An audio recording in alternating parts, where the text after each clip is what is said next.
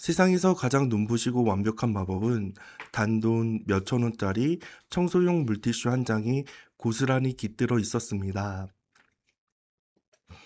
칠흑 같은 어둠이 묵직하게 내려앉은 고요한 밤, 사람들의 발길이 모두 썰물처럼 빠져나간 텅 빈 학원의 강의실. 저는 홀로 남아 낡은 책상 앞에 서 있습니다. 제 손에는 마트 매대 구석에서 흔하게 집어들 수 있는 물기를 잔뜩 머금은 얇고 차가운 부직포 한 장이 들려 있습니다. 툭 하고 뽑아든 그 보잘것없는 천조각을 손바닥에 넓게 펴고 구석구석 찌든 때가 내려앉은 책상 위를 묵묵히 훔쳐내기 시작합니다. 쓱싹 경쾌하고 규칙적인 마찰음이 고요한 공간의 정막을 부드럽게 가릅니다.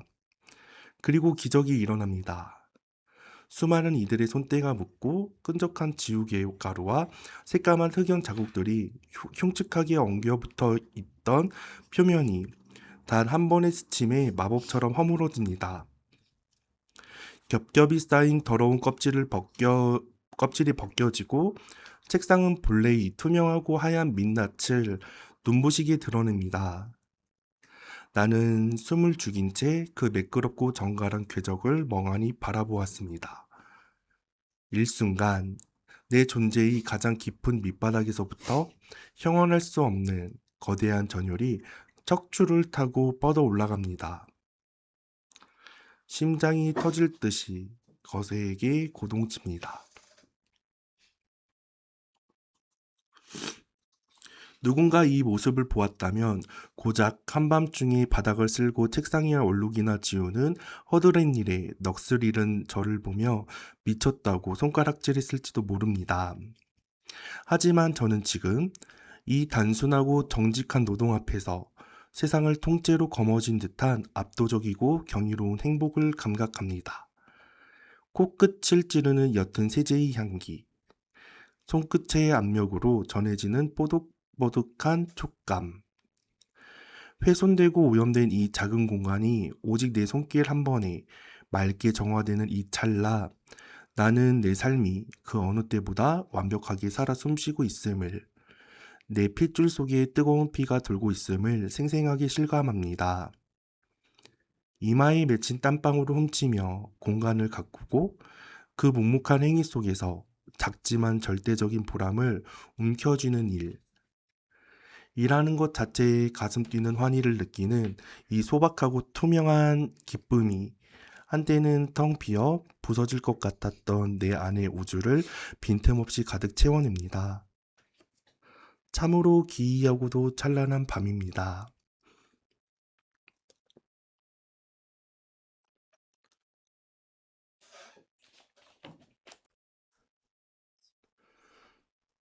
안녕하십니까? 지독한 어둠 속에서 길을 잃은 당신의 곁에 가만히 다가가 따뜻한 랜턴을 켜는 채널 마스터즈입니다. 이토록 사소한 물티슈 한 장에 심장이 뛰고 살아있음에 감사하는 저를 십수년 전 과거에 제가 보았다면 필시 나약해 빠진 패배자라며 비웃고 코웃음 쳤을 것입니다. 나의 우주가 처음부터 이처럼 고요하고 안온했던 것은 결코 아닙니다. 시계바늘을 아득히 되돌려 상처로 얼룩진 저의 낡은 서랍 속 깊은 바다를 열어봅니다. 2012년의 어느 춥고 잔인했던 봄날이었습니다. 제자리를 유지하는 것만으로도 눈물겹게 감사해야 한다는 것을 뼈저리게 일깨워준, 영혼마저 갉아먹히는 듯했던 기나긴 군 생활이 막 끝을 보이고 있었습니다. 나의 내면은 지독한 결핍과 타는 듯한 조급함으로 미친 듯이 들끓고 있었습니다. 세상은 어느덧 혹독한 겨울을 매정하게 밀어내고 찬란한 봄을 맞이하고 있었습니다. 꽁꽁 얼어붙었던 척박한 땅을 뚫고 파릇파릇한 새싹들이 내가 미처 의식하기도 전에 보란듯이 돋아나고 있었습니다. 하지만 그 생동하는 풍경은 제게 잔인한 채찍이자 서늘한 공포였습니다. 세상은 저만 철저히 내버려 둔 채 전부 눈부시게 앞서 나가며 변해가는 것 같았습니다.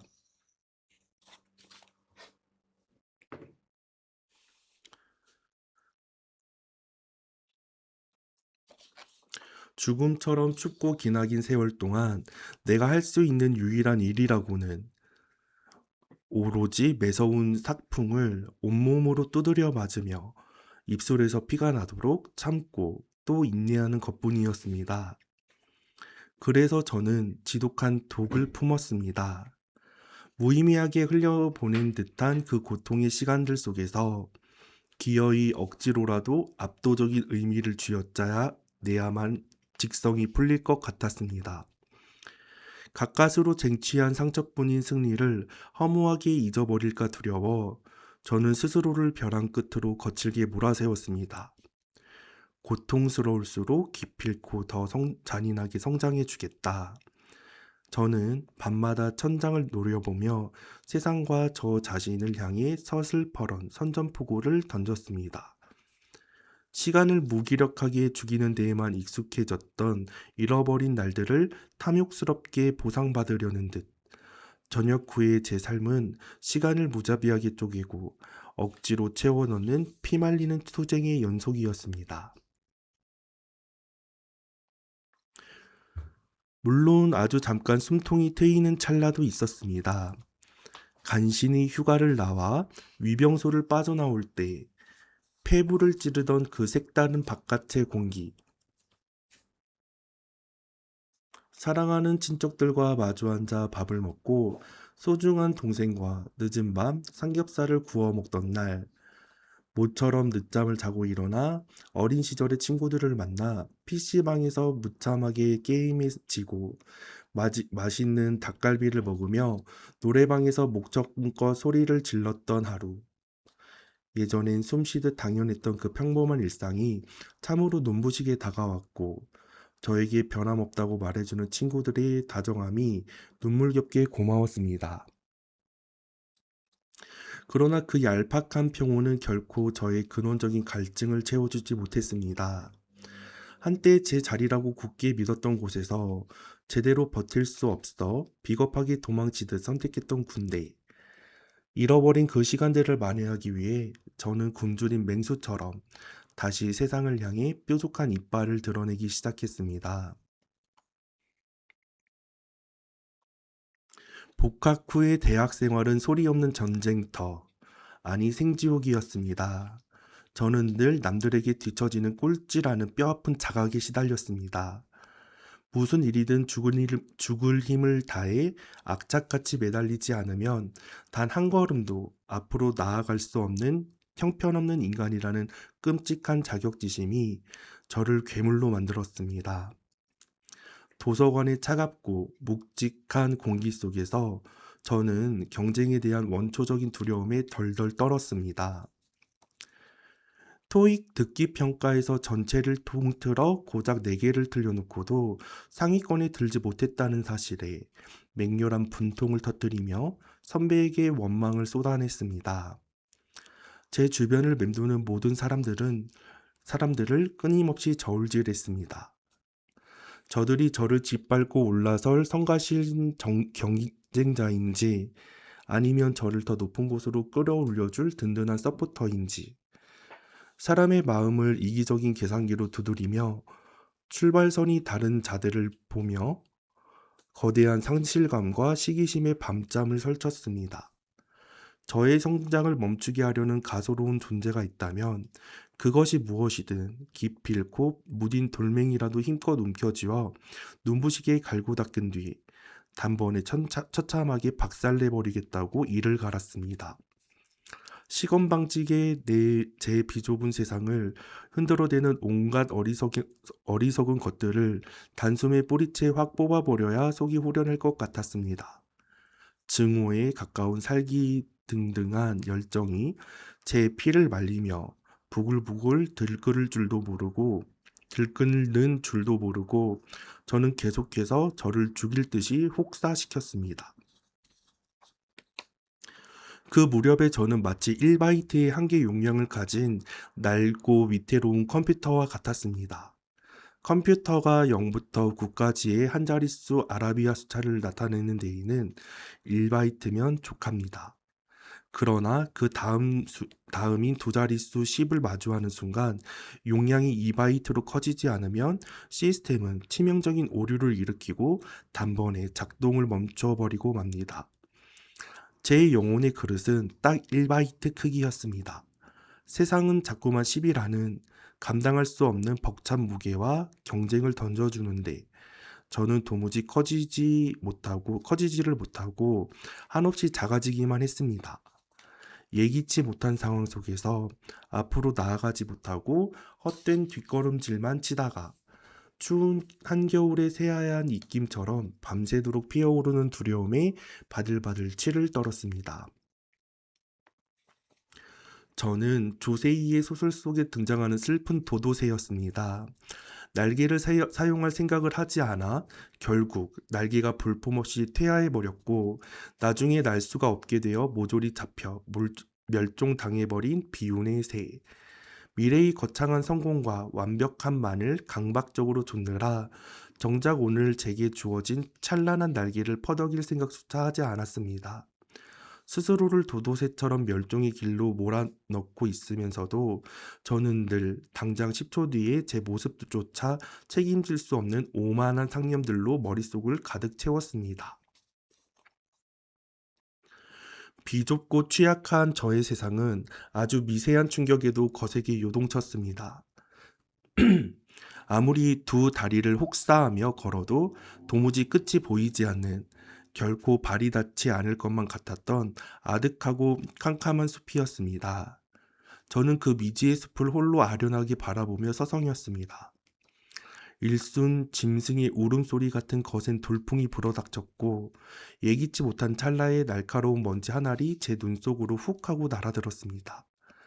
그 순간 순식간에 저의 온 세상은 빛을 잃고 새까만 암흑 속으로 곤두박질 쳤습니다. 황급히 눈을 비벼보았지만 건드릴수록 고통의 근원은 안구의 가장 연약한 곳으로 더 깊숙이 잔인하게 파고들었습니다. 쉴 새 없이 흘러내리는 뜨거운 눈물로도 결코 씻어낼 수 없는 영혼까지 베어내는 듯한 날카로운 통증이 온몸의 신경을 지배했습니다. 어찌 보면 그것은 그저 길가에 굴러다니는 작고 하잘것없는 먼지 따위로 붉어진 너무나도 초라한 절망이었습니다. 그러나 그 작은 띠끌 하나가 제 온 우주를 처참하게 붕괴시켜 버렸습니다. 일상의 아주 사소한 균열 하나조차 견뎌내지 못하고 자판기에서 맹물이 쏟아져 나온다는 이유만으로도 세상이 저를 버렸다며 분노하던 가여운 짐승. 그것이 저의 처절한 민낯이었습니다. 그런 저를 억지로라도 버티게 한 것은 사랑을 가장한 지독한 부채감이었습니다. 어느 날 아침 식탁 위에 놓인 아직 다 익지도 않아 군데군데 시퍼런 마늘로 담긴 장아찌. 평생을 흙먼지 속에서 농사일을 하셨던 조부모님.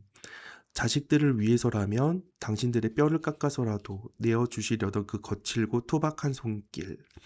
성취하는 몸으로 손끝이 부르트도록 일찌감치 서둘러 음식을 챙겨주시려던 그 애처로운 마음. 진료를 받기 위해 병원으로 향하시던 연로하신 할아버지의 얇고 야윈 어깨를 주물러드리며 죽는 중에도 산다는 맛이 이런 거구나 하시던 덤덤한 말씀을 들으며 저는 왈칵 쏟아지는 뜨거운 눈물을 목구멍으로 삼켜야 했습니다. 절대로 무너지지 않겠다. 적어도 사랑하는 가족들 앞에서는 절대 힘들다는 나약한 소리 따위는 입 밖으로 내지 않겠다. 그 숭고한 헌신 앞에서 다진 처절한 결의는 이내 제 안에서 섬뜩한 족쇄가 되어 저를 더욱 가혹하게 울감했습니다. 저는 반드시 누군가에게 대단한 의미를 지닌 완벽한 존재가 되어 이 거대한 빚을 갚아야만 한다고 제 영혼을 쥐어짰습니다.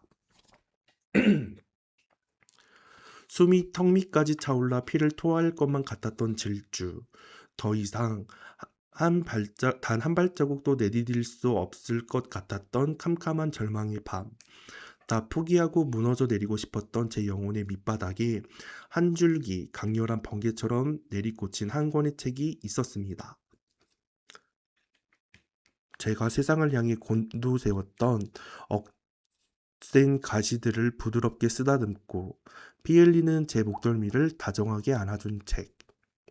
바로 김혜남 작가의 만일 내가 인생을 다시 산다면입니다.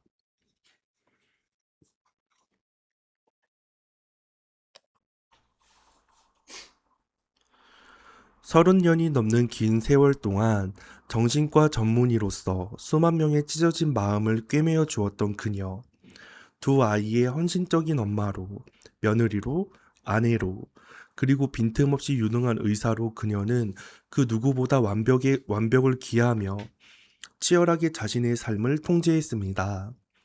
단 하나의 실수도 허용하지 않고 스스로를 무섭게 채찍질하며 오직 더 높은 곳을 향해 내달렸습니다.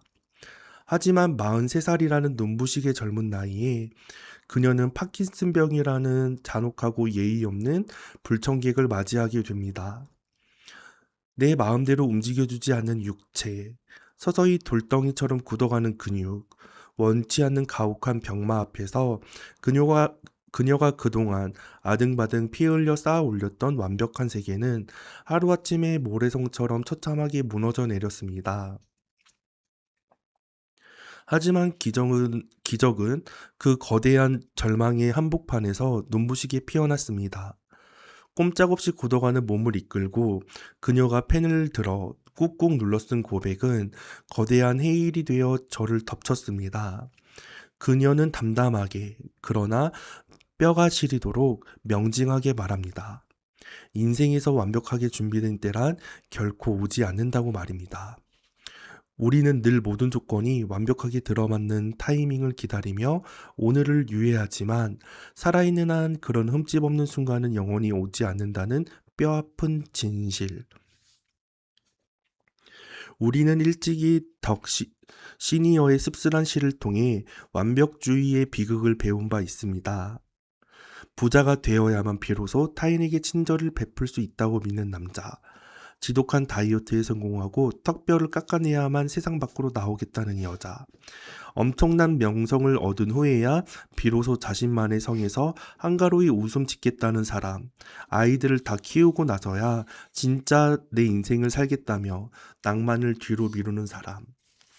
그들은 그 완벽한 계기를 만났다면 틀림없이 자신의 인생을 열렬히 사랑했을 것입니다. 하지만 그들은 너무 오래 기다렸습니다. 완벽한 그날이 오기 전에 그들은 단 한 번도 자신의 삶을 온전히 껴안아보지 못한 채 모두 차갑게 죽어버리고 말았습니다. 과거의 저 역시 조금도 다르지 않았습니다. 당장 10초 뒤에 제 모습조차 책임지지 못하는 연약한 인간이면서 기필코 제 삶을 하나의 완벽한 궤적으로 증명해내야 한다는 숨막히는 강박에 갇혀 오늘 제게 내리쬐는 따스한 햇살을 매섭게 외면하고 있었습니다. 우리는 세상으로부터 수없이 듣고 위로받습니다. 인생에 정답은 없으니 내가 내린 선택이 정답이 되도록 뼈를 깎는 최선을 다하라고 말입니다. 저는 그 말에 철저하게 세뇌되어 있었습니다. 제 어설픈 선택을 기어이 정답으로 만들어내지 못하면 저는 영원한 오답이자 구제불능의 실패자가 될 것이라는 끔찍한 공포가 저를 지배했습니다. 하지만 여러분, 우리의 선택이 정답이 되도록 피 튀기게 투쟁하고 최선을 다해야 하는 것, 과연 그것만이 이 불완전한 인생에서 허락된 유일하고 절대적인 정답일까요? 책을 덮고 깊은 생각에 잠깁니다. 그리고 조심스레 그러나 단호하게 그 맹목적인 믿음을 흔들어 봅니다. 때로는 굳이 최선을 다하지 않아도 참 괜찮습니다. 미끄러지고 엎어지고 제 선택이 세상의 잣대에서 처참한 오답으로 판명나더라도 결코 하늘이 무너지지 않습니다. 살아있는 한 우리 인생에 원래부터 정해진 완벽한 정답 따위는 애초에 존재하지 않습니다. 심지어 제 선택을 정답으로 뜯어 고쳐야 한다는 그 비장하고 결연한 의지조차 때로는 우리 영혼의 숨통을 무자비하게 조이는 또 다른 형태의 폭력이 될 수 있습니다. 틀리면 틀린 대로, 오답이면 오답인 대로 무거운 짐을 툭 내려놓고 묵묵히 다음 페이지로 걸어가는 것. 그 엉성하고 초라한 오답들이 켜켜이 모이고 덧대어져 결국 삶이라는 아름답고 웅장한 서사를 완성해내는 것입니다. 2012년에 제가 일기장에 남겼던 모든 문장에는 그것의 부족함을 보완할 수 있는 또 다른 문장이 존재한다는 깨달음처럼 말입니다. 상실과 열등감으로 쓰인 저의 쓰라린 과거의 문장들이 징검다리가 되어 주었기에 평온과 기쁨을 노래하는 지금의 문장이 비로소 온전하게 맺힐 수 있었습니다. 다시 텅 빈 학원의 차분한 공기 속으로 돌아옵니다. 저는 손에 든 구겨진 청소용 물티슈를 가만히 내려다봅니다. 한때 저를 짓눌렀던 숨막히는 경쟁과 증오, 무딘 돌멩이로 세상을 박살내겠다던 그 서슬퍼런 도끼는 이제 아즈라의 자취를 감추었습니다. 대신 그 빈자리에는 책상 위를 다정하고 섬세하게 훔쳐내는 이 평범한 노동의 숭고함이 깊게 내려앉았습니다. 묵은 먼지를 닦아내듯 마음속에 지저분하게 엉겨붙은 헛된 욕망과 타인의 날카로운 시선을 매일매일 조용히 닦아냅니다. 무언가 거창하고 스펙터클한 성취를 이루지 않아도 1등이 되어 세상 꼭대기에서 아래를 굽어보지 않아도 괜찮습니다. 그저 오늘 하루 제게 허락된 이 작은 공간을 정갈하게 가꾸고 정직하게 땀 흘려 청소할 수 있다는 사실에 마음 깊이 감사합니다. 그 옛날 제가 피토성이가 되도록 찾아 헤맸던 궁극적인 행복은 이토록 하찮고 사소해 보이는 물티슈 한 장의 궤적 속에 고스란히 숨쉬고 있었습니다. 많이 지치셨습니까? 혹시 지금 치열했던 하루의 끝에서 무너져 내리는 자존감을 간신히 억누르며 캄캄한 방 안에서 홀로 이 영상을 듣고 계신가요? 계속되는 뼈아픈 실패에 남들보다 한참 뒤처진 것 같아 무기력한 불안감으로 뜬 눈으로 밤잠을 설치고 계신가요? 다 포기하고 도망치고 싶은 밤이라면 부디 저희 이 미련하고 아팠던 고백이 당신에게 가다 작은 온기가 되기를 간절히 바랍니다. 당신은 결코 틀리지 않았습니다. 당신의 오늘이 비록 한없이 초라하게 느껴질지라도 당신은 이미 당신만의 눈부신 징검다리를 무사히 건너고 있는 중입니다. 완벽한 계기를 기다리며 가장 아름다운 당신의 오늘을 무참히 희생하지 마십시오. 혹독한 불행을 묵묵히 견뎌내야만 내일의 찬란한 행복이 보상으로 주어진다는 그 매정하고 잔인한 거짓말에 더 이상 속아 넘어가지 마십시오. 정답 없는 세상에서 기어이 오답을 정답으로 증명해내려 피 흘리지 않아도 참 괜찮습니다. 당신은 꼴찌가 아닙니다. 그저 거친 바람에 흔들리는 파스칼의 연약한 갈대일 뿐이고 거센 비바람 속에서 이리저리 흔들리는 것은 너무나도 당연하고도 자연스러운 생의 섭리입니다. 아무리 눈을 부릅뜨고 완벽하게 살아내려 발버둥쳐도 세상은 언제나 알 수 없는 날카로운 먼지를 우리 눈 속에 훅 하고 불어넣을 것입니다. 그때마다 세상의 부조리를 원망하며 이 악물고 버티려 애쓰지 마십시오. 그저 가만히 두 눈을 감고 쏟아지는 뜨거운 눈물에 기대어 조용히 그 아픈 먼지를 흘려보낸 뒤 다시 천천히 눈을 떠 푸른 하늘을 바라보면 그만입니다.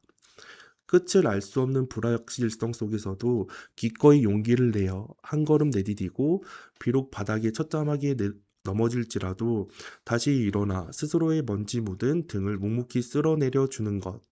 완벽하지 않아도 흠집이 나고 온몸이 상처투성이어도 우리의 삶은 그 자체로 이미 위대하고 경이롭습니다. 비좁고 위태로웠던 저의 세상을 미친 듯이 뒤흔들던 그 지독한 폭풍우가 마침내 지나간 자리. 이제 제 마음속에는 티 없이 맑고 잔잔한 호수가 고여 있습니다.